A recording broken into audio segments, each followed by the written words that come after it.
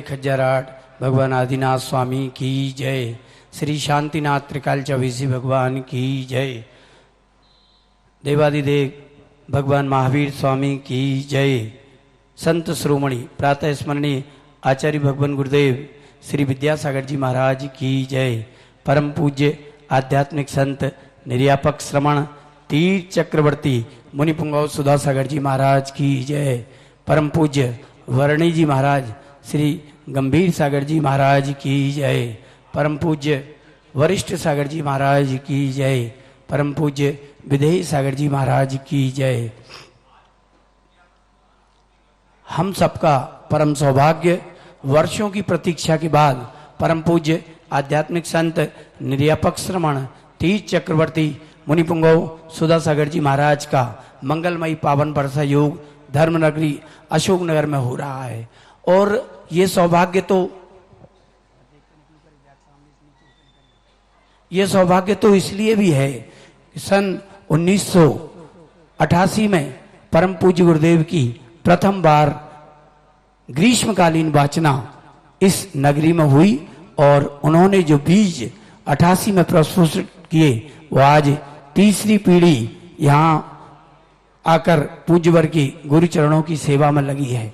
1989 में पहली बार किसी महासंत का चातुर्मास अशोकनगर की धराधाम पर हुआ, अन्यथा तो पूर्व में एकांत का इतना प्रभाव जितना जयपुर में था समकक्ष अशोकनगर में भी था। और आज पूज्यवर की देशना के ही कारण हम सब उस मार्ग पर बढ़े जिसे हम बीतराग मार्ग कहते हैं। हमारे बीच विश्व हिंदू परिषद के हमारे साथी श्री अशोक रघुवंशी जी उपस्थित हैं। मैं जैन समाज के संयोजक व चक्रवर्ती परिवार से श्री रविकांत जी कांसल से निवेदन करूंगा वह उन्हें पीठ पट्टिका और तिलक लगाकर सम्मानित करें। श्री अशोक जी रघुवंशी अग्रिम पंक्ति में आए और हमारा सत्कार स्वीकार करें।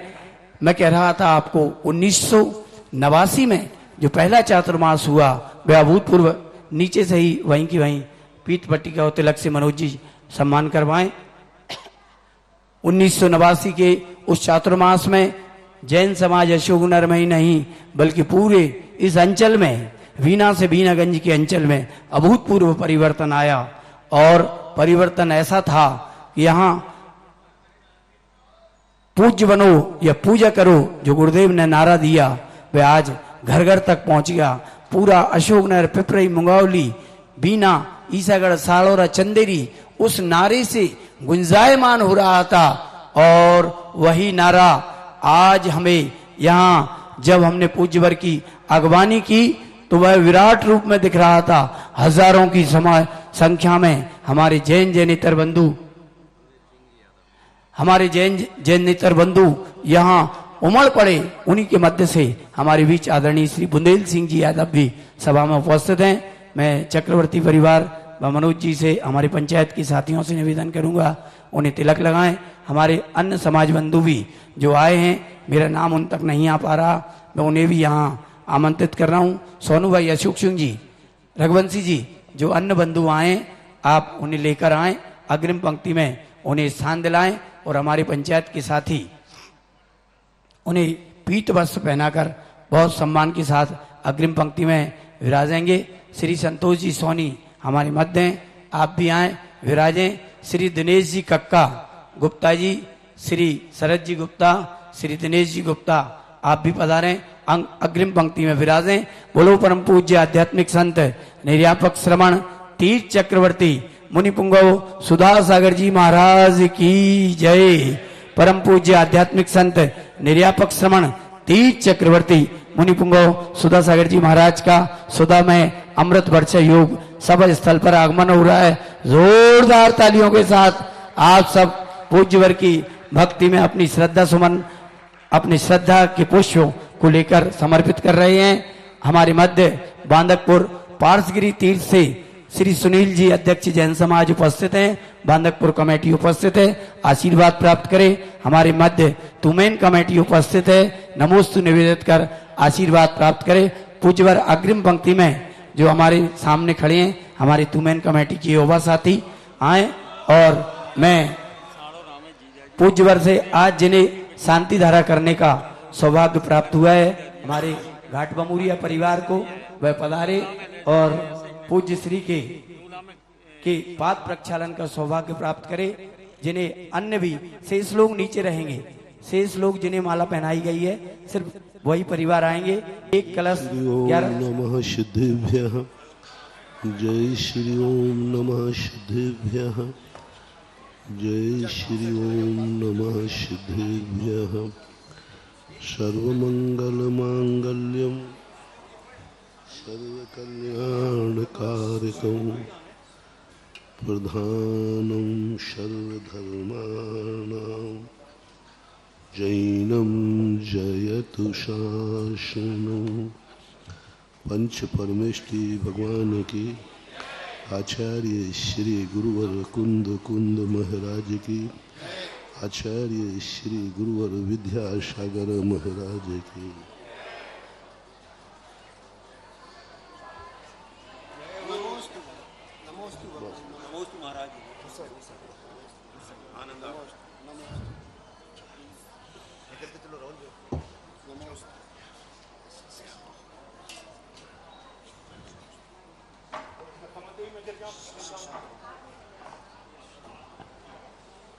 इस दुनिया के अंदर जीने की भी एक कला होती है। जन्म लेकर के मृत्यु की तरफ चले जाना, ये तो नियत सत्य है। हम नहीं भी जीना चाहेंगे तो एक एक दिन निकल जाएगा, लेकिन कुछ ऐसा जिए कि हमें खुद अपनी जिंदगी पर गर्व हो। हम कुछ ऐसा सोचें जिस सोच पर हमें गर्व हो, अपनों को गर्व हो और सारे जगत को गर्व हो। मन तो चलता रहता है, मन में तो कोई ना कोई विचार उठते रहते हैं। सबसे निकृष्ट मन वो कहलाता है व्यक्ति स्वयं कुछ ऐसा सोच लेता है कि बाद में उसे स्वयं पश्चाताप करना पड़ता है कि मैंने ये गलत सोच लिया। कभी कभी ये आंखें वह देख लेती हैं जो बाद में पश्चाताप होता है कि मैंने गलत देख लिया। कभी कभी कान ऐसा सुन लेते हैं, बाद में पश्चाताप होता है कि मैंने गलत सुन लिया। कभी कभी हम ऐसा बोल देते हैं कि बाद में पश्चाताप होता है कि मैंने गलत बोल दिया। कभी कभी हम ऐसा रसना इंद्री को खा लेते हैं जो बाद में हमें लगता है कि मैंने गलत खा लिया। ऐसा ही कुछ अपने जीवन में हम ऐसा कर बैठते हैं जो बाद में लगता है मैंने गलत किया। कभी कभी हम उन रास्तों पर चल देते हैं जिन पे कल के दिन स्वयं को पछताना पड़ता है कि मैं गलत रास्ते पे चल गया। कभी कभी अपने धन दौलत का उपयोग करते समय भाव आता है मैंने अपनी जिंदगी में धन का दुरुपयोग किया, मैंने गलत किया। धन पाकर के मुझे ऐसा नहीं करना चाहिए। कई बार आपको परिवार के साथ भी ऐसा होता है, मुझे अपनों के साथ ऐसा व्यवहार नहीं करना चाहिए। अपनों के साथ हमें ऐसा व्यवहार करके मैंने गलती की है। कई बार हमें ऐसा महसूस होता है जगत को कि मैंने अपने गुरु के साथ जो करना चाहिए था वो मुझे नहीं किया, और जो नहीं करना चाहिए था वो मैंने कर लिया। कभी कभी हम मंदिर में भगवान के सामने भी कि हे भगवान तेरे संबंध में भी मैंने जो सोचा है वो मुझे सोचना नहीं चाहिए। इतने सारी विडंबनाएं हमारे जीवन में होती आई। तो सबसे पहले मोटिवेशन है, तुम्हें क्या चाहिए है, तुम्हें क्या करना है, तुम्हें कहाँ जाना है, इसकी लिस्ट में अभी नहीं मांग रहा हूँ। तुम लोग जल्दी कहते हो कि महाराज हमारी इच्छाएं पूरी करने का आशीर्वाद दो, मैं पढ़ना चाहता हूँ, मैं ऑफिसर बनना चाहता हूँ, मैं भगवान बनना चाहता हूँ, मैं मुनि बनना चाहता हूँ, मैं बहुत धनवान बनना चाहता हूँ, मैं बहुत सुखी बनना चाहता हूँ। ये जो महत्वाकांक्षाएं हैं, तुम भीख मांग मांग करके थक जाना, तुम्हारी झोली में वरदान मिलने वाला नहीं है, कोई नहीं डालेगा।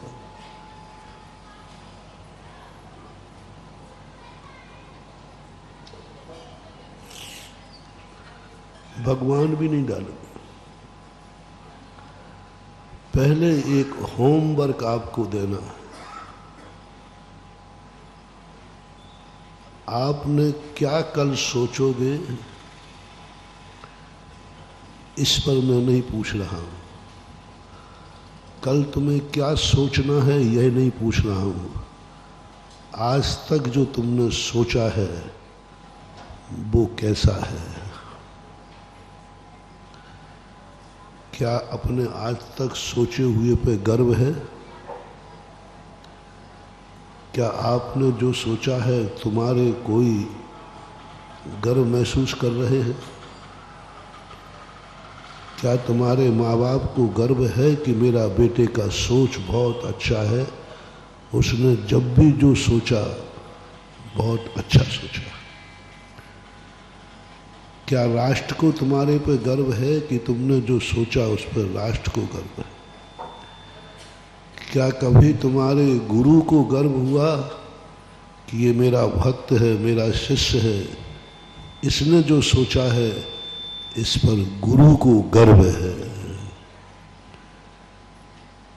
हाँ, बहुत बड़ी बात है।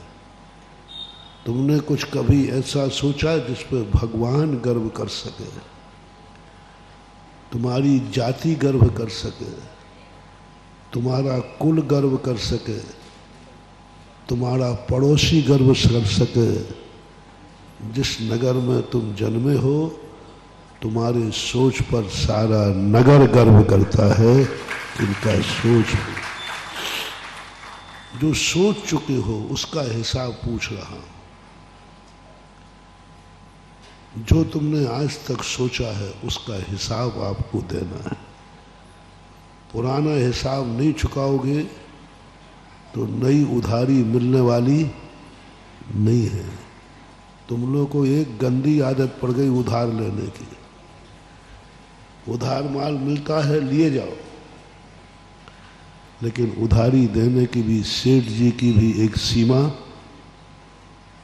हमेशा उधार मिलता रहेगा, बस पुराना चुका दे जाओ और नया लेते जाओ।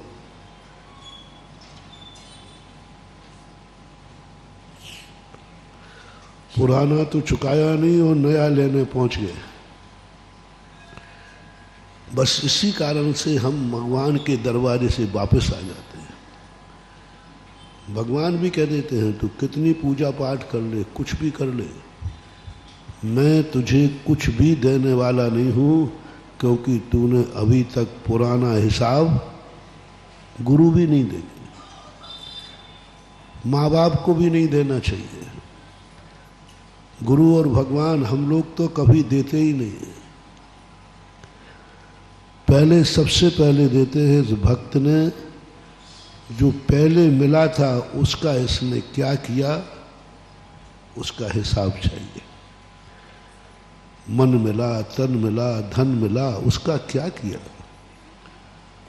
और अच्छे माता पिता यदि अपने बेटे का कल्याण चाहते हैं तो आज एक मोटिवेशन ले लें, आज एक मंत्र ले लें। बेटे को सुबह पैसा देना उसके बिना मांगे, क्योंकि वो तुम्हारे आश्रित है। बिना मांगे देना, और शाम को जब लौटे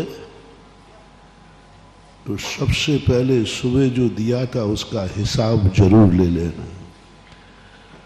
मुनीम से हिसाब लेते समय चूक जाओ तो कोई बात नहीं, लेकिन बेटे का हिसाब लिए मत सोना, अन्यथा मुनीम का तो यदि हिसाब नहीं लिया तो वो तो दिवालिया ही बनाएगा। बेटे का हिसाब नहीं यहाँ तो वो कुल का ही बंटा झाड़ कर। हिसाब दो, जो सुबह मैंने तुम्हें पैसा दिया था क्या किया उसका? बिल चाहिए, हमने इसमें खर्च कर दिया, इसमें खर्च कर दिया, बिल कहाँ है? चाट के ठेला पे भी बेटा को बिल मांगने लग जाए और वो कहे भैया मेरा बाप सुधा सागर का भक्त है, वो कहे भाई चाट के ठेला पे भी कोई बिल मिलता है क्या? अरे भाई तुम नहीं जानते हो, मेरे पिताजी को ऐसा पढ़ा दिया है महाराज ने कि वो शाम को चाट के ठेले का भी बिल मांगेंगे। यदि ये तुमने कर लिया, जाओ तुम्हारे बेटे पर तुम्हें ही नहीं एक दिन सारे जगत को गर्व होगा, सारा जगत गर्व करेगा, क्योंकि उसने शाम को आकर पूरा हिसाब दिया है। वो कुल कभी कलंकित नहीं होगा, वो कुल दिवालिया नहीं होगा, कुछ नहीं। पूछो बेटे से कि आज तूने दिन भर क्या क्या सोचा है। बेटे से मेरा कहना है पापा से कुछ मत छुपाना, जो अच्छा बुरा सोचा है कह दो। गुरु से कुछ मत छुपाना। मूलाचार में आया है, सच्चा शिष्य जो मन में अच्छे बुरे विचार आते हैं सब गुरु के सामने खोल देता है, और गुरु बस यही देखते हैं इसने इतना गंदा सोचा है, इसके संबंध में वो विचार नहीं करते। तूने इतना गंदा सोचा, इसका गम उन्हें नहीं है। गुरु को गर्व होता है इतना गंदा सोचने के बाद भी इसने मेरे से कहने में झिझक नहीं आई। बस ये है गुरुत्वपना, ये है गार्जियनपना। गार्जियन बनाना मात ऐसे ही नहीं है कि हमें उनसे सब कुछ मिलता जाए। गार्जियन का अर्थ होता है हम जिसके सामने सब कुछ कह सके, कोई डर नहीं हो।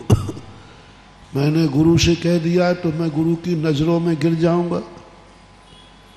गुरु कहेगा पापी कहेगा मैं तो तुझे बहुत अच्छा मानता था, तू इतना गंदा सोचता है।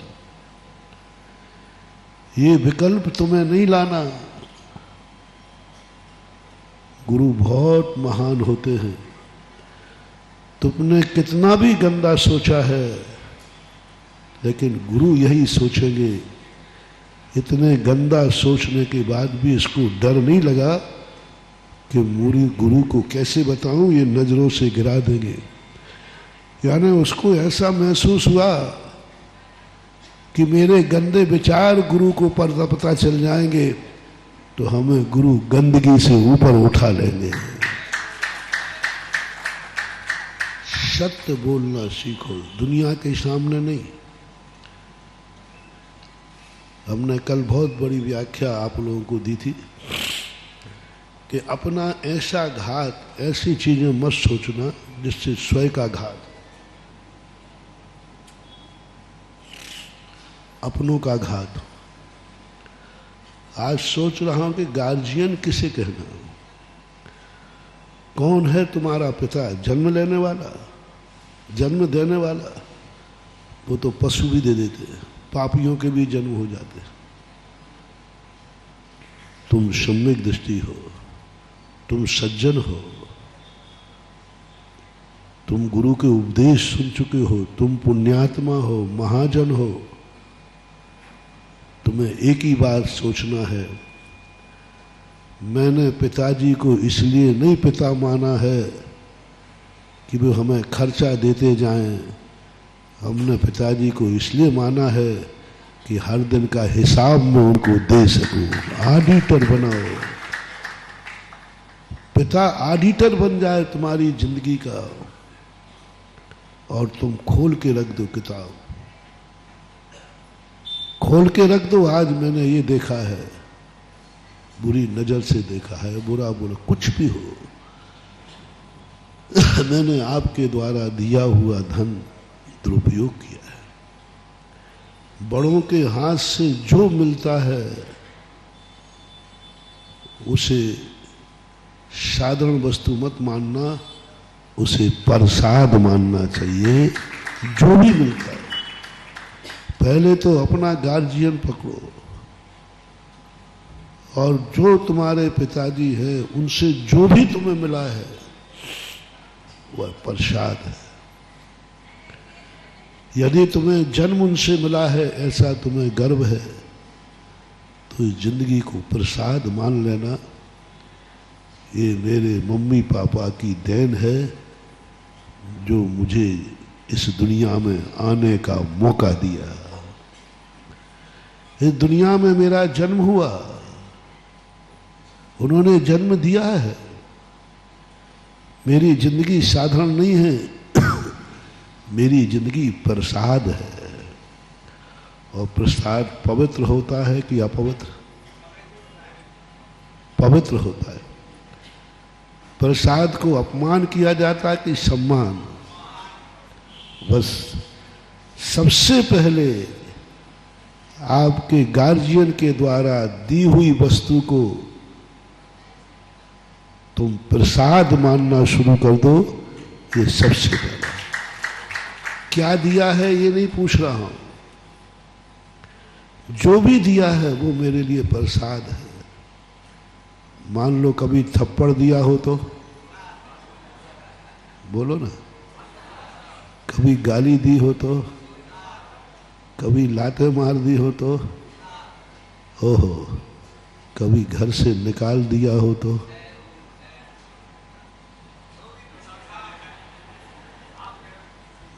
जो बोलते जा रहे हो ध्यान रखना।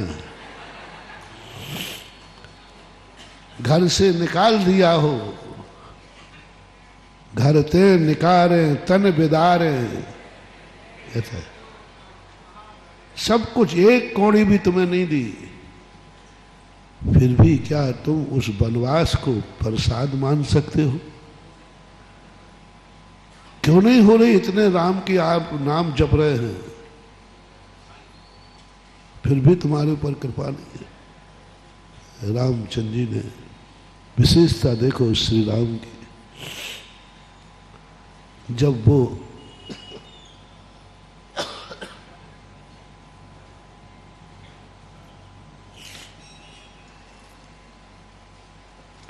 कैकेयी ने वनवास दिया, पिता ने समर्थन दिया। बोलो, कैकेयी से नाराज होके गए कि कैकेयी के पैर छू के गए? प्रसाद माना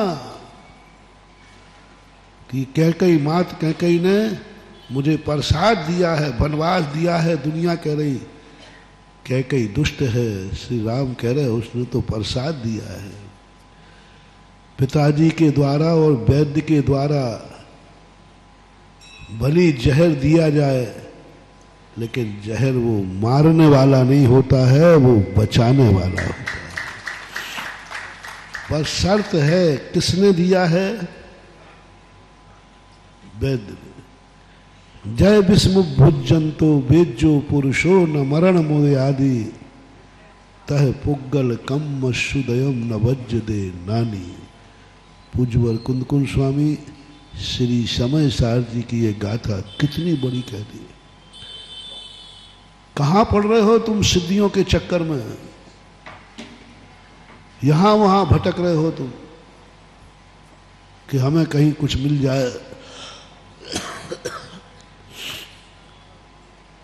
बंधु कहीं मत भटको,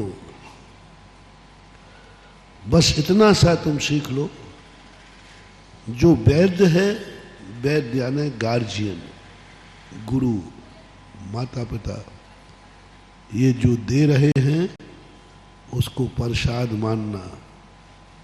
बिल्कुल साक्षात जहर दे रहे हैं तो भी क्या मानना। और उस पर लिखा है जहर है। सवाल जहर का नहीं है, सवाल किसने दिया है।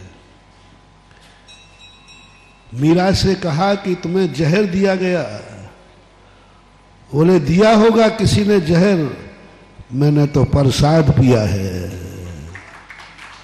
झूठ बोल के दिया था ना कि प्रसाद पकड़ो, तो क्या दिया होगा जहर। देने वाले से कोई फर्क नहीं पड़ता, तुमने क्या माना है। वैद्य ने जहर दिया, पिता ने जहर दिया, गुरु ने जहर दिया, इसका कोई प्रकरण दे सकते। सवाल गुरु का नहीं है, सवाल तुम्हारा है, तुम क्या मान रहे हो। मीरा को स्पष्ट जहर दिया गया, स्पष्ट रूप से। किसी के जहर देने से कोई नहीं मरता है महानुभाव। तुम उसको क्या मान रहे हो, चमत्कार इसमें है। बोलो मीरा को जहर दिया गया था और मीरा ने प्रसाद पिया था, वो मरी कि जिंदा रही। क्यों? यही जैन दर्शन में कहानी है, मनोवती की कहानी है।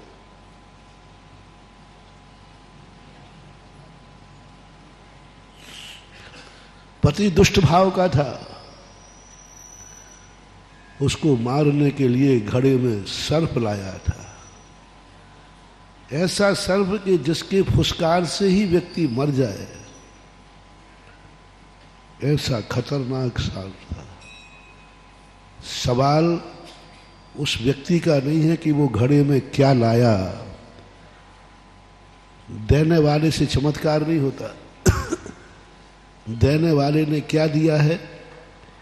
यदि अमृत भी दिया है तो जहर बन जाएगा, और जहर दिया है तो अमृत बन गया।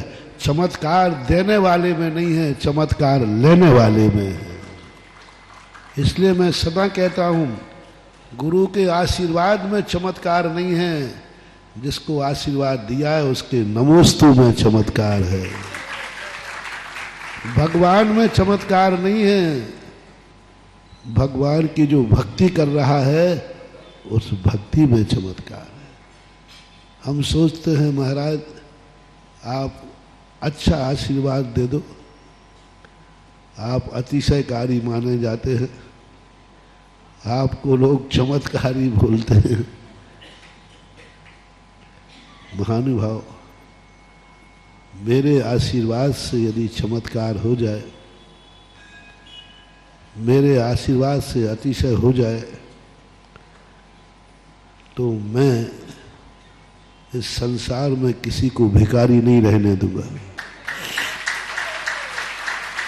मैं मंदिरों में नहीं बैठूंगा, मैं अस्पताल में बैठूंगा। जहां मरीज आया आशीर्वाद दे के ठीक करूंगा ना। नहीं है महानुभाव, ये सभ्यता है। ये कहने में आता है कि महाराज के आशीर्वाद से मैं ठीक हुआ हूं। ये कहने में आता है कि भगवान के चमत्कार से मैं ठीक, कहने की बातें हैं, सत्य नहीं है। ये सभ्यता है। जैसे एक बालक खूब पढ़ता है, उससे पूछो कि भाई आप इतने अच्छे नंबर कैसे लाए, बोले सब पिताजी की कृपा है, गुरु जी की कृपा है। पिताजी से पूछा कि भाई आपने बेटे पे ऐसी कौन सी कृपा की, तो पिताजी कहते मुझे तो यही पता नहीं कि वो कौन सी क्लास में पढ़ रहा है। क्या मजा है। देखो बेटा क्या कह रहा है, सब, और पिता क्या कह रहा है। ऐसे ही तुम लोग कहते हो हमारे ऊपर गुरु की खूब कृपा है, गुरु की महिमा है। अब किसी ने आके पूछा, बोले महाराज जी आप उसके ऊपर विशेष कृपा रखते हो, आपका विशेष आशीर्वाद है, वही आशीर्वाद मुझे दे दो ना। तो गुरु कहते हैं मुझे तो उसका नाम भी पता नहीं कि वो है कौन, कौन है मुझे पता नहीं है।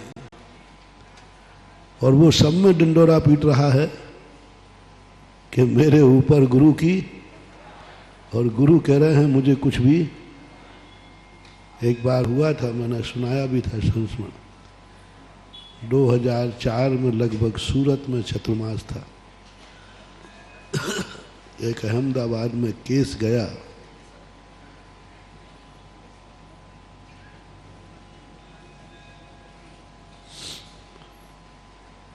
ऑपरेशन थिएटर में गया, और वो कहता है कि जब उसको बेहोश किया जा रहा था तो होश में था। उसने मुझे ऑपरेशन थिएटर में आते हुए देखा, कल्पना नहीं, आंखों से, आंखें खुली हैं। वो कह रहा है मुझे याद है हमने अपनी सगी आंखों से देखा है, आप ऑपरेशन थिएटर में आ रहे थे और मेरे सिर के पास खड़े हो गए और मुझे आशीर्वाद दिया, हमने आंखों से देखा। और जब मैं होश में आया तो जैसे मैंने आंख खोली, आप ऑपरेशन थिएटर से बाहर निकलते आपकी पीठ देखी है मैंने आंखों से, होश में देखा, होश में बोल रहा है। मैंने उससे कहा भैया तू दूसरे को मत बताना, नहीं तो लोग कहेंगे महाराज भक्तों के लिए चोरी से मेरा छत्रमास यहाँ चल रहा है 200-250 किलोमीटर दूर, मैं कैसे आ सकता हूँ। बोले महाराज आपकी आप जानो, आप, हमने कि भाई आप तो देख लीजिए, मैं तो कभी छुप ही नहीं सकता, प्रतिदिन का प्रवचन सुन लीजिए, लाइव चल रहा है, भक्तों से पूछ लिए मैं सूरत में हूँ। बोले ये मैं कुछ भी नहीं जानता, आप जानो, आपका काम जाने, मैंने तो अपनी सगी आंखों से आपको आते और जाते देखा है और मुझे कोई खबर नहीं है, मुझे कोई पता नहीं है, मुझे पता भी नहीं कि मैंने कोई आशीर्वाद भेजा हो, या मुझे तो मालूम ही नहीं है ये क्या था, ये क्या था। ये मेरा चमत्कार है नहीं, ये भक्त की श्रद्धा का चमत्कार है।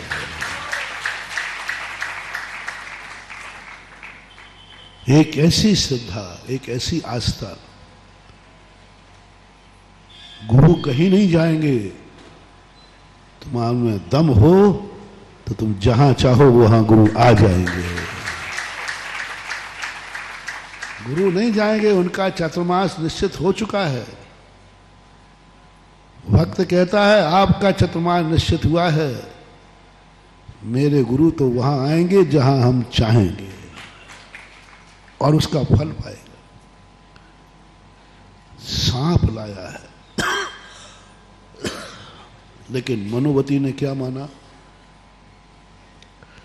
थोड़ा भी शक कर लेती कि पहले देखूं तो सही, आजकल किसी का भरोसा नहीं, उसने विश्वास ही नहीं। उसने कहा कि पति क्यों झूठ बोलेगा, पति है, कोई दूसरा व्यक्ति थोड़ी है। और बिना कुछ सोचे समझे एकदम उसने मांगा कि पति मेरे लिए जन्मदिन पर हार लाया है। उसने हाथ डाला तो उसके हाथ में क्या आया, और रखने वाले ने क्या रखा था, ये चमत्कार किसका है, नमोकार मंत्र का। नमोकार मंत्र तो पढ़ भी नहीं रही थी उसमें, प्रसंग भी नहीं था, जन्मदिन का समय था, नमोकार मंत्र का वहां प्रसंग ही नहीं था। वहां तो खुशी का था कि पति गिफ्ट में आज हालत। हम जिनेंद्र भगवान की श्रद्धा की बात नहीं कर रहे हैं, हम एक संसारी व्यक्ति के जो छली कपटी है उस पर भी यदि तुम्हारा विश्वास है और उसको भी यदि तुमने प्रसाद मान लिया है तो नाक को भी हार होना पड़ेगा, चाहे भले कुछ भी। ये है ताकत अपने पास।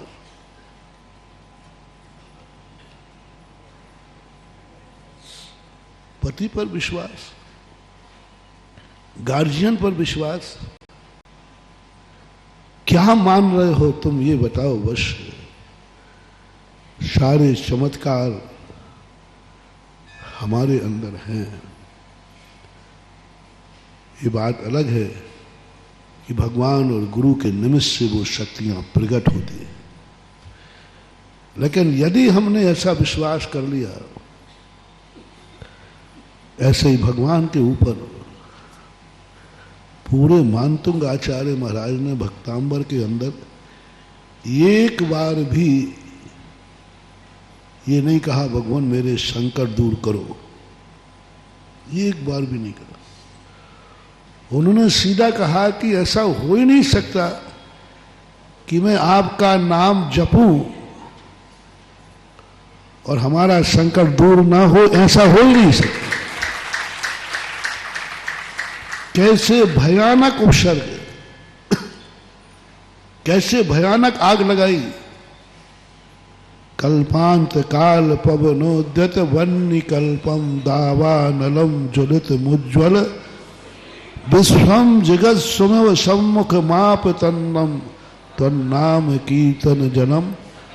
ऐसी अग्नि लगी है कि जिसमें सारा विश्व को खा जाएगी। लेकिन मानतुंग आचार्य कहते मुझे तो कोई चिंता नहीं है। क्यों? तो नाम कीर्तन जलम संयत्त शेषम। ऐसा हो ही नहीं सकता कि मैं आपका नाम जपूं और अग्नि न बुझे, ऐसा हो ही नहीं सकता। ऐसे ही नाग का लिया, सब जगह ऐसे ही हुआ। तो आज जो कुछ भी हमें चमत्कार करना है, हमारा विश्वास कैसा है, हम क्या मानते हैं उसको। आप यदि नाग मान रहे हो तो नाग ही निकलेगा। उसने क्या दिया इसका सवाल नहीं है, तुमने क्या माना इसका सवाल। वैद्य ने जहर दिया, तुम्हें सवाल नहीं, तुमने क्या खाई है, दवाई। मैंने तो दवाई खाई है, अब वैद्य ने जो दिया है सो वही दवाई, जो जहर रूप है वही तुम्हारी बीमारी को दूर कर देगी। इसलिए सबसे पहले हमारा अपना निर्णय जो चल रहा है कल से परसों से, कि तुम्हारे पास जो कुछ है उसके दो रूप बता रहा हूं। क्या आपको, तुमने जो सोचा कि आपको गर्व है, जो तुमने देखा क्या उस पर गर्व है, क्या जो तुमने सुना उस पर गर्व है, जो तुम बोले हो क्या उस पर गर्व है, जो तुम कर रहे हो क्या उस पर गर्व है, जो तुम खा रहे हो क्या उस पर गर्व है, क्या जिस जाति में तुमने जन्म लिया क्या इस पर गर्व है, क्या माँ बाप को पाकर के तुम्हें गर्व है, क्या बच्चों को पाकर के तुम्हें गर्व है, क्या पत्नी पति को पाकर के तुम्हें गर्व है, क्या रिश्तेदार को पाकर के तुम्हें गर्व है, क्या गुरु को पाकर के तुम्हें गर्व है, क्या चतुर्मास को पाकर के तुम्हें गर्व है, क्या भगवान को पाकर के तुम्हें गर्व है, क्या भगवान का अभिषेक करके तुम्हें गर्व है। मैं कुछ नहीं जानता, किसी क्रिया में धर्म नहीं है। धर्म है तुम्हें उस क्रिया पे गर्व है कि नहीं, बस। अच्छे अच्छे कुल में जन्म लेने वाले दुर्गति होगी। सदा मैं कहा करता हूं, मारीच जैसा तीर्थंकर के कुल में जन्मा, तीर्थंकर की गोदी में खेला, तीर्थंकर ने उसके हाथ सिर पे हाथ फेरा, पोता था। उसके बावजूद भी दुर्गतियों में चला गया। क्यों? कुल तो अच्छा था, ऋषभदेव तो अच्छे थे, पर उसको अपने कुल पर, अपने दादा पर गर्व नहीं था कि मैं कितना पुण्यवान हूं कि मैं उस घर में जन्मा हूं जिस घर के दादाजी तीर्थंकर हैं। ये भारत तुम्हें सिद्ध होगा। क्यों भाग रहे हो भारत से तुम लोग? संसार में सबसे ज्यादा एनआरआई भारत के लोग हैं। विदेशी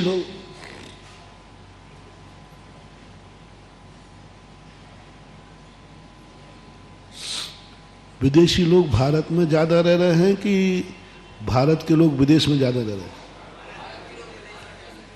क्यों रह रहे हैं? बोले महाराज जी, यहां मूल्यांकन नहीं हमारी योग्यता का, वहां उतनी कमाई नहीं है। भारत देश में क्या रखा है? बस यही जो तुम्हारा सोच है, तुम्हारा सब कुछ मिटा रहा है। हर व्यक्ति को एक ही बात सोच ले, वे मुझे भारत में जन्म लिया है, इस पर मुझे गर्व है, और मेरी पढ़ाई के बाद भी मुझे 5 लाख का पैकेज मिला तो गर्व है। अमेरिका के 50 लाख के पेपर की अपेक्षा 5 लाख का गर्व है मुझे। दुनिया के हाथ के हलवा माड़े खाने में कोई आनंद नहीं है, माँ के हाथ की बाजरे की रोटी पर भी गर्व है। जिनको भारत माँ के प्रति उपेक्षा है, गर्व नहीं है, वे सब एनआरआई हो रहे, भाग रहे। थोड़ा ही सा कुछ लोभ मिला, चले जाते। और मैं कहता हूं, भारत उस दिन समृद्ध हो जाएगा, भारत को कोई समृद्ध बना नहीं पाएगा, लेकिन भारत में जन्म लेने वाला व्यक्ति एक संकल्प कर ले कि मुझे भारत पर गर्व है और हम जिएंगे तो भारत में, जन्मे हैं तो भारत में, और मरेंगे तो भारत में, क्योंकि हमारे भगवान का जन्म कहाँ हुआ? हमारे भगवान का जन्म कहाँ हुआ? बोलो। उनका विहार कहाँ हुआ? उनकी जिंदगी कहाँ गुजरी? उनका निर्माण कहाँ हुआ? तो तुम बेईमान क्यों भागते फिर रहे हो? यही तो गड़बड़ हो रहा है। भगवान ने इसको जन्म स्थली बनाया। कोई तीर्थंकर भी, वो तो समर्थ थे, शक्तिशाली थे। बोलो, तीर्थंकर विदेश जा सकते थे कि नहीं? जा सकते थे। मुनि बनने के बाद तो उनको चारण रिद्धि प्रकट हो गई थी, जा सकते थे, लेकिन नहीं गए, नहीं गए, यहीं रहे और यहीं निर्माण को प्राप्त हुआ। इसलिए चौथे काल में भारत देश समृद्ध था। चौथे काल में भारत देश में रत्नों की वृष्टि थी, ये वसुंधरा थी, सोने की चिड़िया थी, सस्य श्यामला भूमि थी, क्योंकि भारत में जन्म लेने वाला हमेशा गर्व करता था कि मुझे भारत पे गर्व है। मैं सूखी रोटी खाऊंगा लेकिन भारत माँ की गोद में बैठ के खाऊंगा। बस इसका परिणाम था कि पृथ्वी सस्य श्यामला थी। कैसे कैसा वर्णन सुनते हैं कि पहले कैसी कैसी दुनिया थी, कैसा भारत देश था, लेकिन आज तुम्हें कोई गर्व नहीं है भारत पर, कोई गर्व नहीं है। थोड़े से लोभ में आकर के छोड़ देते हो। भारत आजकल अच्छे अच्छे लोग तो सब विदेश जा रहे हैं, मूर्ख मूर्ख सब भारत में बच रहे हैं। चाहे इंजीनियर हो चाहे डॉक्टर हो, गलीमत है। तुम लोगों की हालत बता रहा हूं। धन के लोभी लोग भारत छोड़ रहे हैं, गलीमत है। ये हवा हम लोगों में नहीं आई।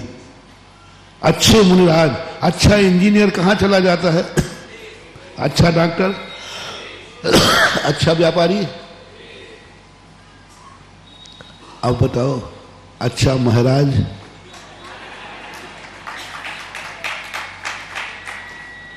अच्छा महाराज यदि विदेश चला जाता, बोलो जगत में सबसे अच्छा महाराज कौन था? था लगाया पूज्यवर गुरुदेव आचार्य विद्या थे, सर्वश्रेष्ठ आचार्य थे।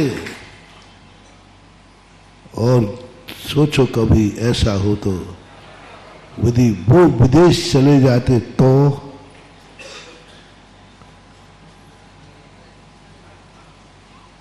ऐसी बात नहीं कि विदेश में जाते तो वहां भी आचार्य का ठाट रहता। हाँ, कई लोग जा रहे हैं, अन्य संप्रदायों के लोग जा रहे हैं, बड़े बड़े आश्रम बन रहे हैं।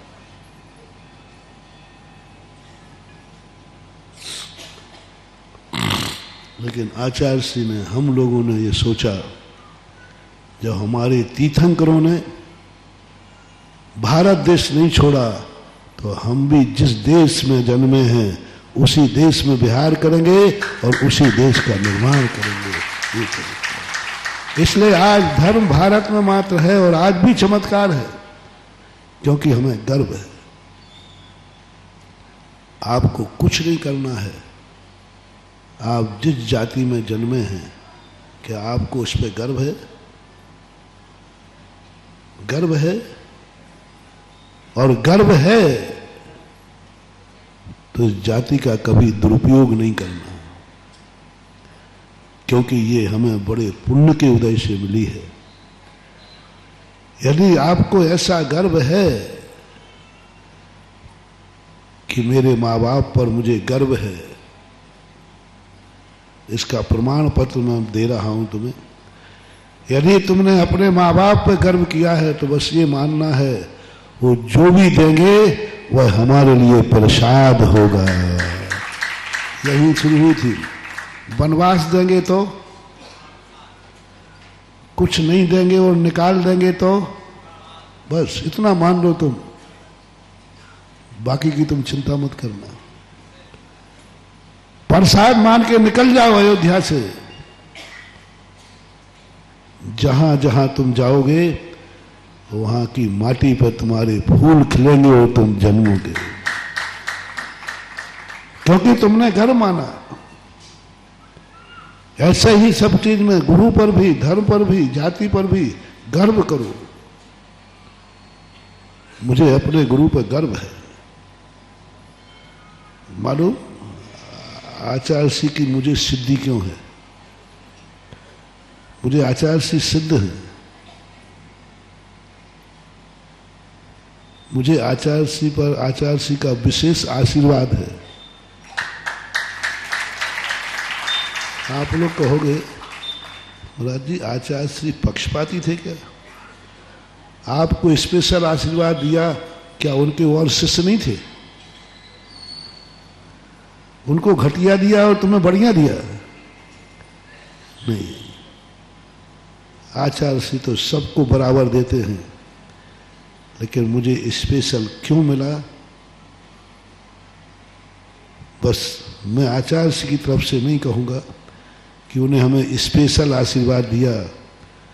मुझे स्पेशल मिला क्योंकि मुझे अपने गुरु पर गर्व है। मुझे ऐसा गुरु मिला, ये गर्व है मुझे। बस ये जो गर्व हमें आ रहा है, यही हमारी शक्तियों को उद्घाटित कर रहा है। इसी में चमत्कार होगा। तो अपनी जिंदगी को एक ऐसा बनाओ। क्या तुम्हारी जिंदगी में, तुम्हारी आंखों पर तुम्हें कभी गर्व हुआ कि आज मेरी आंखें धन्य हैं क्योंकि मैंने ऐसा चीज देखी जिस पर मुझे गर्व है? देखने की नहीं कह रहा हूं।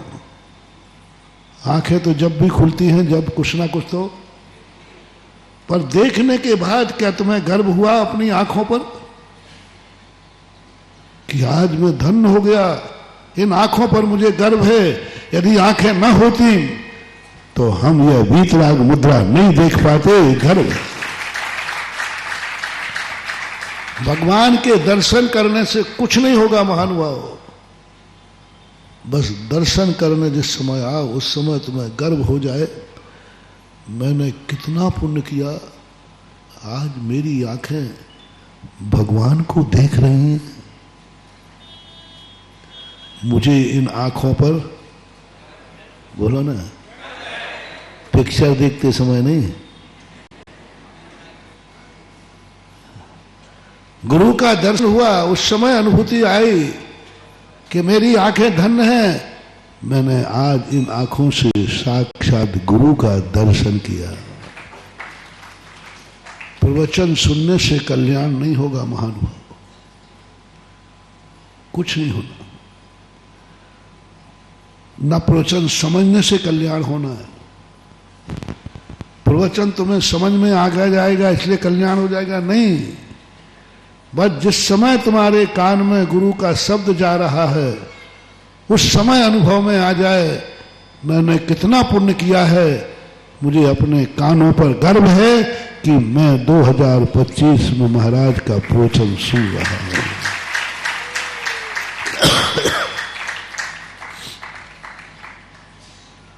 चातुर्मास होने से कुछ नहीं होना, खूब करा लो।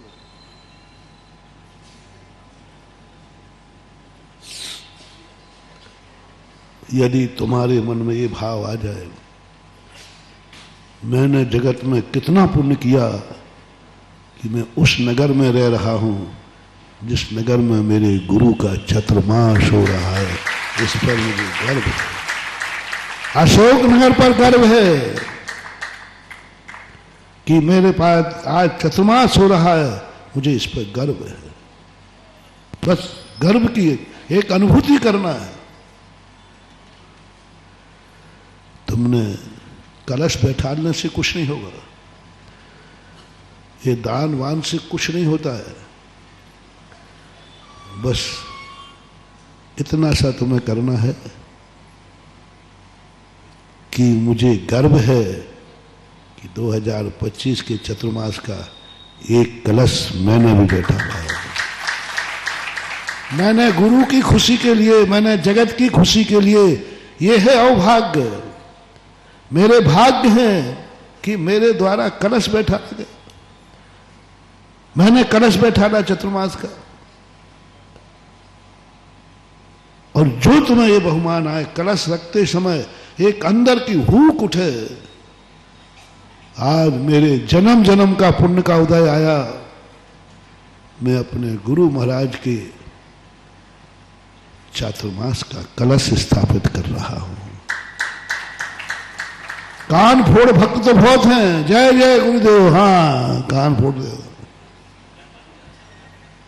हाँ बहुत लोग पाखंडी बहुत हैं, जय गुरुदेव हम तो खास हैं। यदि उनको कोई रोके तो कहते ए मुझे क्यों रोक रहा है, मालूम नहीं मेरी कुछ नहीं होगा। ये दादागिरी से कुछ नहीं होना। क्या तुम्हें गर्व है? यदि तुम्हारे लिए गर्व है कि मेरे नगर में चातुर्मास हो रहा है, तो घर का हर सदस्य मीटिंग करके कहेगा जब गर्व है तो चलो अपन एक कलश बैठाल करके इसका प्रमाण पत्र लेते हैं कि मुझे गर्व है। अपने पाप कार्यों के सगुन तो बहुत उठाते हो, धर्म कार्य का सगुन उठाओ तो बात बने। संसार के कार्य, मकान बनाते हो तो नागल करते हो, शादी ब्याह करते हो तो बहुत दस्तूर करते हो। कभी धर्म का शगुन करो, धर्म का मंगल करो। और वह स्थिति, ये कलश साधारण चीज नहीं महानुभाव। करोड़ों अरबों रुपया, सुनो कान खोल करके, तुम सौधर्मेंद्र बन जाना, वो लाभ नहीं मिलेगा क्योंकि सौधर्मेंद्र में तुम्हारा स्वार्थ है। तुम एक भवतारी बनोगे, तुम्हें देव बनोगे, तुम्हारा स्वार्थ है। जितने भी दान है सब में कोई ना कोई स्वार्थ है। लेकिन सबसे ज्यादा पुण्यवान कलश क्यों? इसमें मेरे गुरु का सगुन है, इसमें धर्म का सगुन है, इसमें धर्म का सगुन है, गुरु का सगुन है, मेरे भगवान का सगुन है, मेरे नगर का सगुन है। और जो गुरु और धर्म का सगुन करता है, जाओ उसकी जिंदगी में कभी अमंगल आ ही नहीं सकता। ये है, ये पागल नहीं है। लाख रुपया का कलश नहीं है मुश्किल से, बाजार में तौल करवा लो एक कलश का, 2-3 किलो का निकलेगा, 2-3 लाख का निकलेगा, लेकिन फिर भी अनमोल कर दिया। अभाग्य जब आती है तो छोटी सी भी वस्तु सामने वाला अनमोल कर देता है कि इसका कोई मूल ना कोई मत, अनमोल कर दो। और अनमोल जब करोगे तो लगेगा कि अभाग्य तुम्हारे। ऐसा परिणाम आपको विचार करना है। आज का मोटिवेशन ये है, तुम्हें अपने में जो मिलना है वो तो बात की बात है, जो तुम्हारे पास है उस पर तुम्हें कैसा, क्या गर्व है या पश्चाताप है? दो ही चीजें हैं, गर्व है कि पश्चाताप है। तुमने अपनी जिंदगी जो कुछ निकाली है उस पर तुम्हें गर्व है या पश्चाताप है? जो तुमने धन खर्च किया है उस पर गर्व है या पश्चाताप है? जो तुमने सोचा है, देखा है, उस पर गर्व है या पश्चाताप है? मंदिर बना करके पश्चाताप है या गर्व है? चातुर्मास करा के पछता रहे हो कि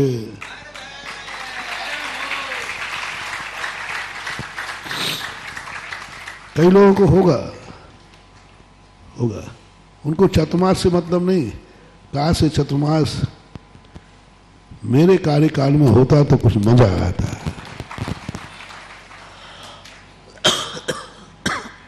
कल को इसी, कई लोगों को इसी बात में से वो है, जैसे कल हमने कही थी ना, हमारे मंदिर की पालकी कौन सी है, कल ही कही थी ना, हमारे मंदिर की पालकी। हमें भगवान से मतलब नहीं, पालकी से मतलब नहीं, हमारी गोट के हमारे मंदिर की पालकी कौन है? आज प्राय दान में अतिशय क्यों नहीं हो रहा है? दान में तो बड़े बड़े अतिशय हुए, क्योंकि हर दान में तुमने स्वार्थ स्थापित कर दिया। हमें इस मंदिर में नहीं देना, यहां देना, हमें यहां नहीं देना, वहां देना। ये कषाय है,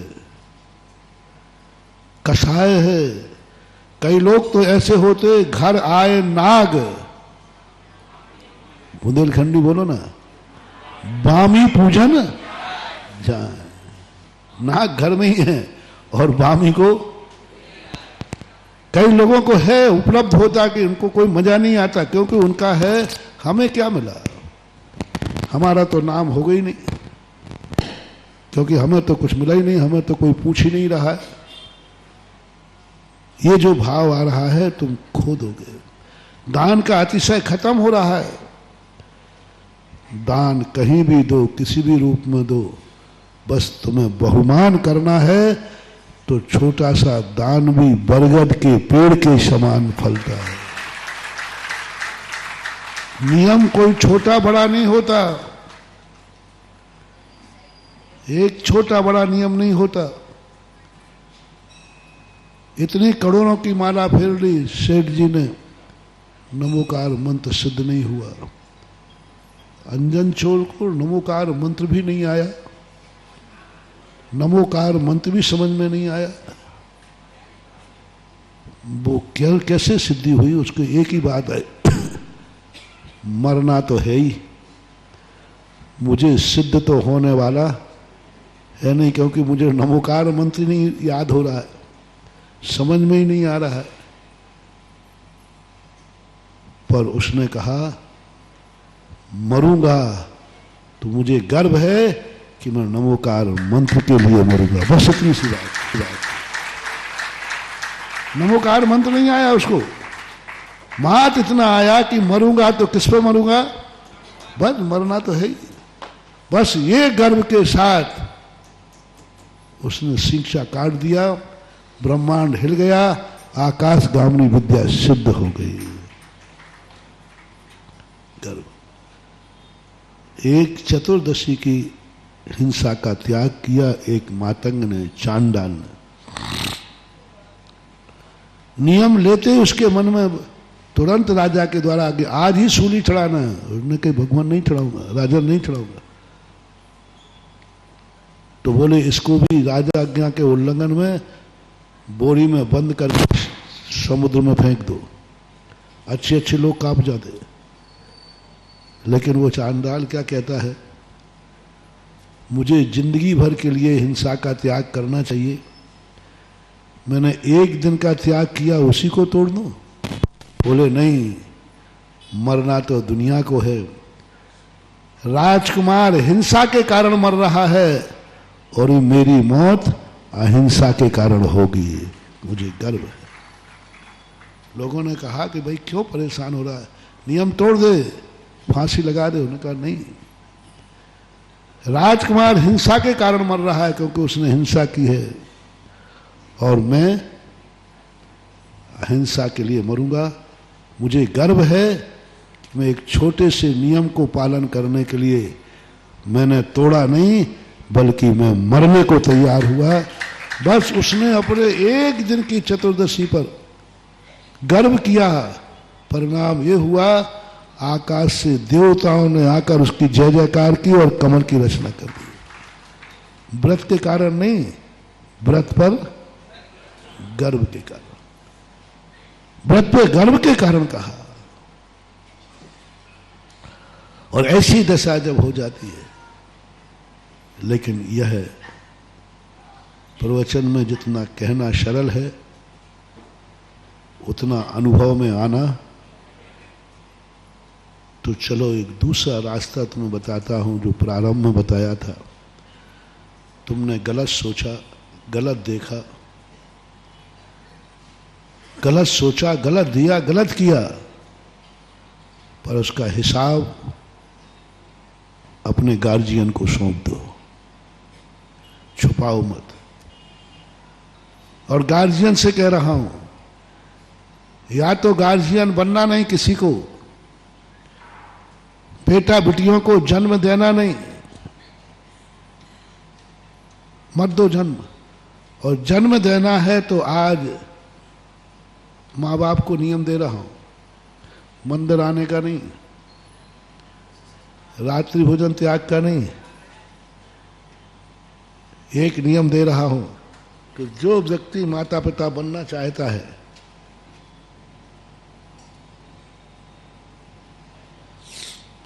या बन चुका है, वो रात में सोने के पहले सुबह जो उसको दिया था पैसा, उसका हिसाब लेके सोएगा। सुबह जो घर से बाहर गया था, उसका हिसाब लेके सोएगा। कुछ भी उसने किया, पहले हिसाब दो। आज दिन भर में तूने क्या सोचा है, क्या देखा है, क्या बोला है, क्या सुना है, उसका हिसाब लेकर के फिर भली सो जाना, चाहे भली उसने बुरा किया हो। लेकिन तुम गर्व करना, तुम्हारे बेटे ने बहुत गलत किया है, बहुत गलत सोचा है, बस उस बेटे की जिम्मेवारी मैं लेता हूं सुधारने की। बस इतनी सी बात पर उसने सब कुछ गलत किया है, लेकिन बेझिझक होकर तुम्हें सब कुछ बता दिया है। बस इतना सा कर लो, इतना सा कर लो तुम तो, बस मुझे कुछ नहीं चाहिए, आप तो बेझिझक बता दीजिए। पाप किया है तुमने, कोई बात नहीं, बुरी नजर से देखा है, कोई बात नहीं, बस तुम स्पष्ट बता दो, छुपाओ मत गार्जियन से।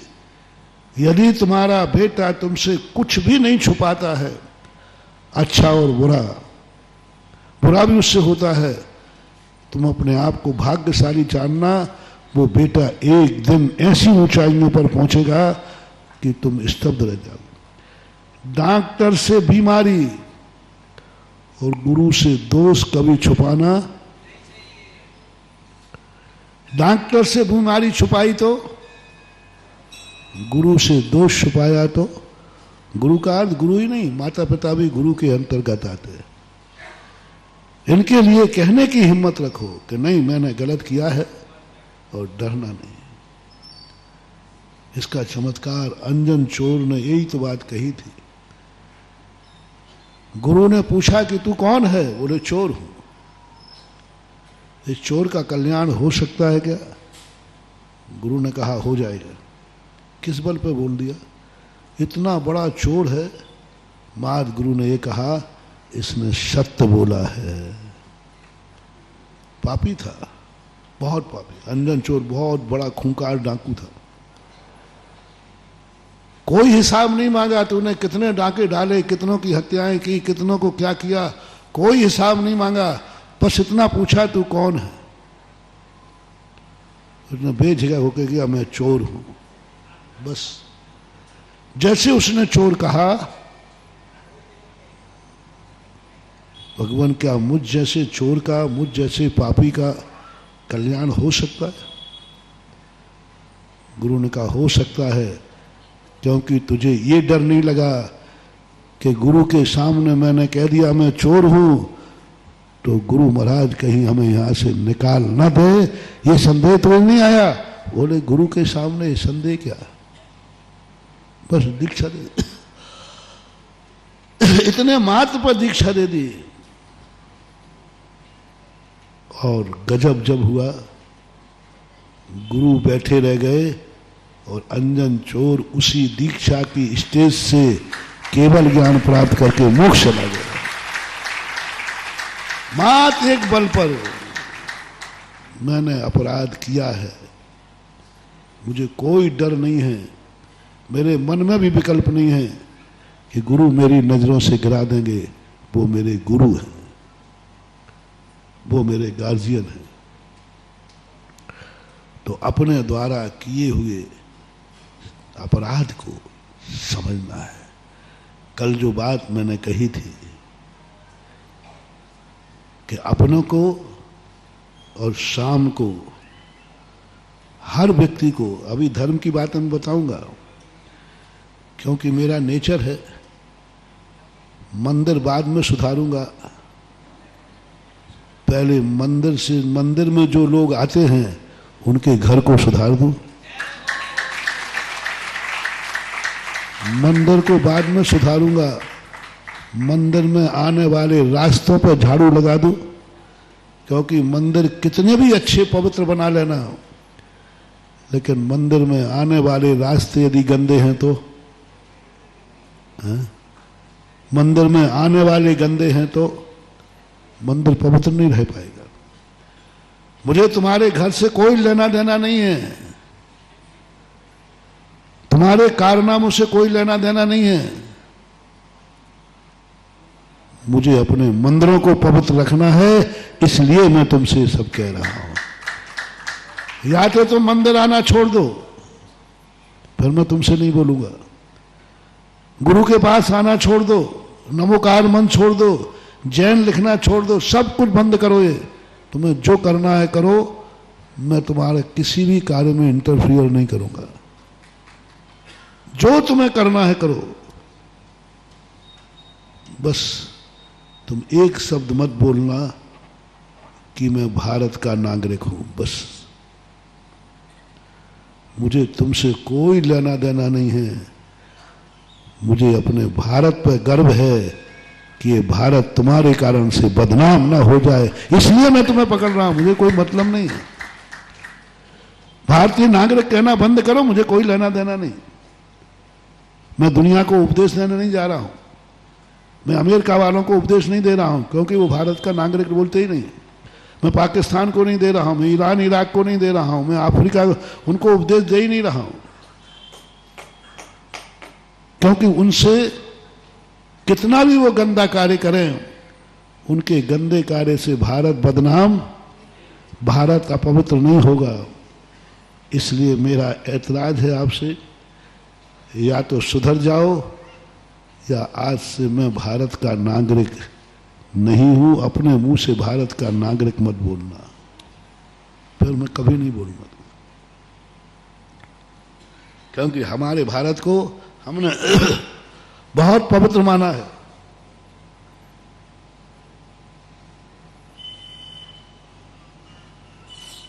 जिस तीर्थंकरों ने 5-5 कल्याणक करके, जिन तीर्थंकरों ने यहां तपस्या करके इस भारत को पावन बनाया, हम उसको पावन तो न बना पाए, लेकिन कम से कम इस देश को गंदा करने का दुस्साहस न करें।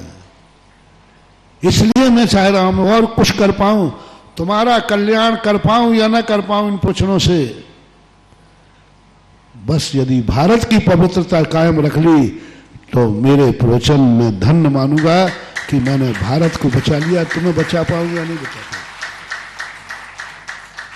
यदि सारे भारत के लोग भारत छोड़ के चले जाए, ये कह कि महाराज हम सुधरेंगे नहीं, सुधरेंगे नहीं तो भारतीय नागरिक कहना बंद करो, ठीक है।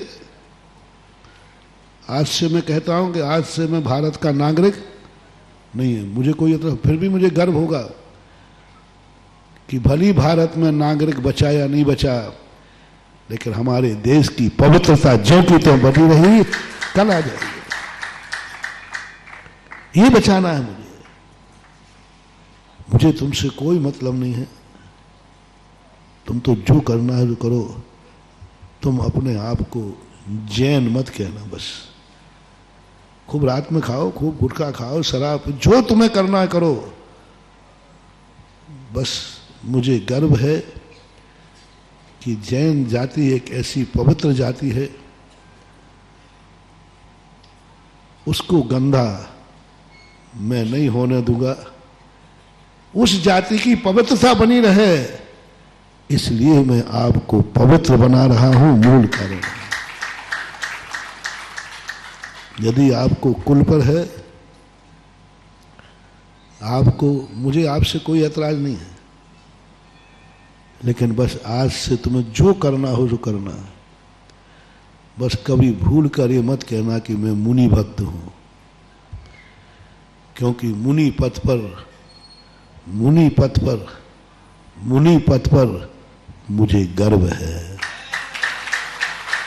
ये परमेष्टि है, ये जगत पूज्य है, ये महान है, मुझे इस पे गर्व है। तुम्हें जो करना हो सो करो, बस कभी ये मत बोलना कि मैं मुनि भक्त हूं। मेरे गुरु विद्यासागर हैं, मेरे गुरु सुधा सागर हैं, मेरा, बस ये कहना बंद कर दो। बिल्कुल ना तुम्हें हम मंदिर बुलाएंगे, ना कोई त्याग कराएंगे, कुछ नहीं। बस एक गर्व मुझे होगा, भले लोगों ने मुझे मानना छोड़ दिया, लेकिन मेरा मुनि पद पवित्र का पवित्र बना रहा। अब कोई बदनाम तो नहीं करेंगे। मुनि भक्त ऐसे होते, मुनि भक्त रात में खाते हैं, मुनि भक्त गुटखा खाते हैं, मुनि भक्त शराब पीते हैं, मुनि भक्त गालियां देते हैं, मुनि भक्त गंदे कार्य करते हैं। सवाल मुनि भक्त का है, गंदे कार्य का नहीं। नारकियों को उपदेश नहीं देते, खूब करते। तुम मुनि भक्त। अशोकनगर समाज बहुत बड़ी मुनि भक्त है, और इस समाज को मुनि भक्त बनाने में हमने कितनी मेहनत की है, ये मेरी आत्मा जानती है।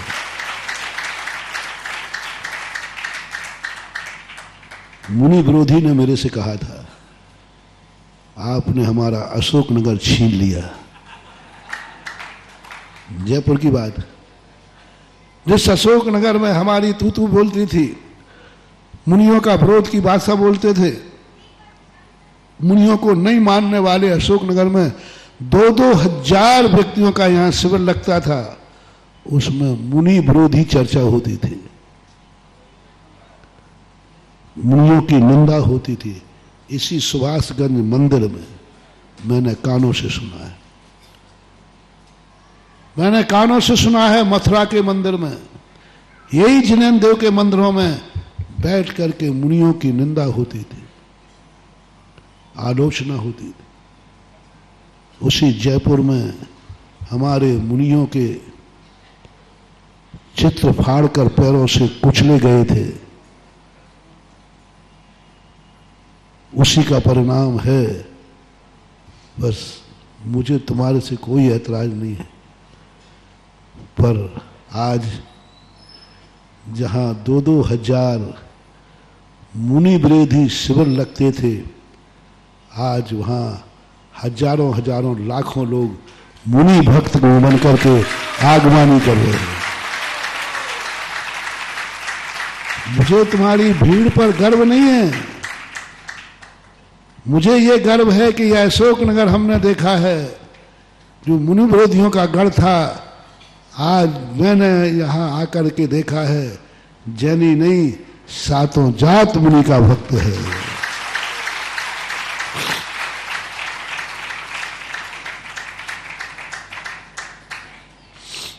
सबने ये करके दिखा दिया। ऐसे ही नहीं हो जाते महानुभाव भीड़ इकट्ठी, ऐसे ही नहीं ये श्रद्धा का सैलाब उमड़ पड़ता है, ऐसे ही नहीं ये सातों जातें आ जाती हैं। कुछ ना कुछ इनको मिला है, तभी ये श्रद्धा का सैलाब उमड़ा है। आज 2-2, 5-5 हजार लोग जो प्रवचन सुन रहे हैं, लाखों लोग जो लाइव पे सुन रहे हैं, ऐसे ही नहीं सुन रहे हैं। लाखों लाखों रुपया लोग टीवी का पैसा देकर सुनवा रहे हैं, ऐसे ही नहीं सुन रहे हैं।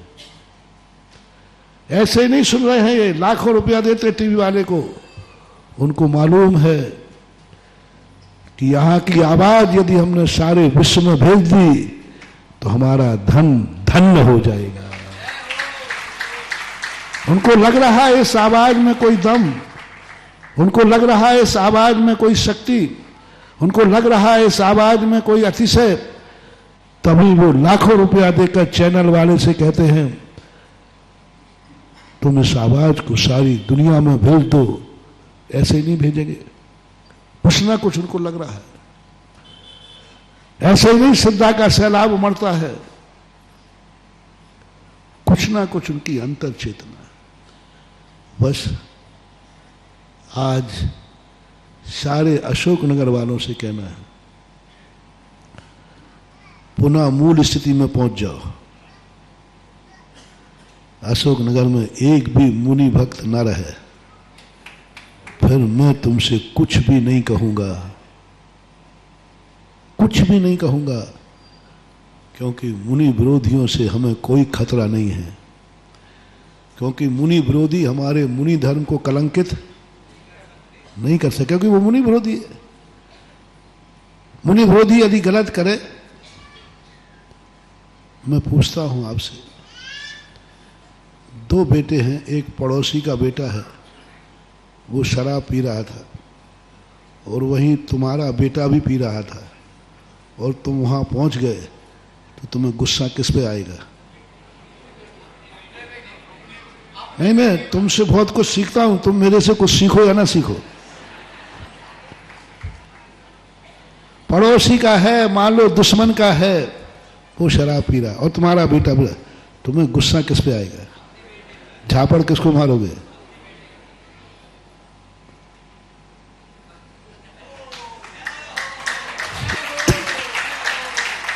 इसलिए मुनि विरोधी क्या कर रहा है मुझे कोई लेना देना नहीं। मैं भी तुम्हारा बाप हूं और तुमने यदि गड़बड़ किया तो आके झापड़ मारूंगा और क्रोध करूंगा। ये तुम्हारी कला है और ये आपसे हाँ कहलवा लिया, फिर से शेयर कर लो, किस पे कुछ आएगा? और पड़ोसी पे ससुरा एक और पीवे क्या पर पड़ता है? लेकिन हमारा, तुम्हारी बदनामी किससे होगी? तुम निपुते किससे होगे? तुम बर्बाद किससे होगे? इसलिए तुम्हें अपने बेटे पे गुस्सा आएगा। इसी प्रकार से अब तुम सारा अशोकनगर आगवानी के दिन दिखा दिया कि तुम सब मुनि भक्त हो। इस कार्यक्रम के पुण्यार्जक थे श्री कंवरलाल जी महावीर प्रसाद जी, पाटनी, मदनगंज, किशनगढ़, राजस्थान।